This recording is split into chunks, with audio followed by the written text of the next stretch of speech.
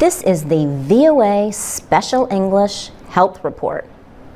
Women in a civil rights group in Togo called a week-long sex strike in August to try to force the president of the West African nation to resign.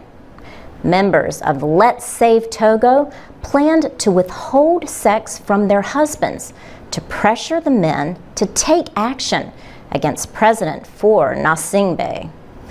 The opposition says his family has ruled Togo for too long. He became president in 2005, shortly after the death of his father, who had held power for 38 years. Withholding sex for political goals has a long history. The idea appears in the theater of ancient Greece. In the play Lysistrata, the women of Athens decide to deny their husbands sex until the men end the Peloponnesian War. But do sex strikes work? Pepper Schwartz is a sociology professor at the University of Washington in Seattle. She says the idea is good for making news headlines, but it takes a lot of work.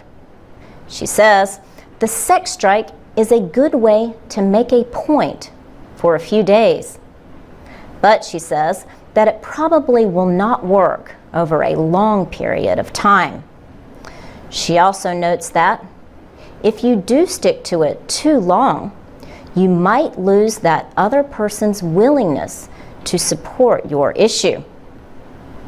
But pro-democracy activists in Togo say a sex strike during the civil war in Liberia gave them cause for hope.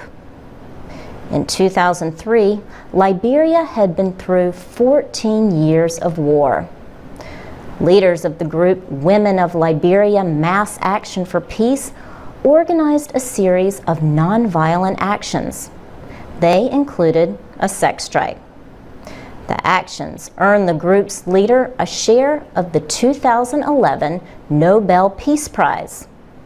Layman Bowie shared the prize with two other women, including Liberian President Ellen Johnson Sirleaf.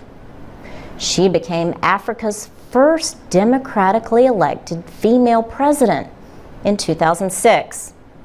The third winner was Tawakkol Karman, a women's rights activist in Yemen. Yalowi Clark teaches gender studies at the University of Cape Town in South Africa.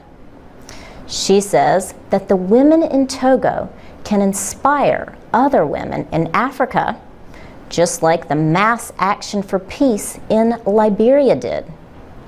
But sociology professor Pepper Schwartz says women need to hold real power in order for something like a sex strike to work.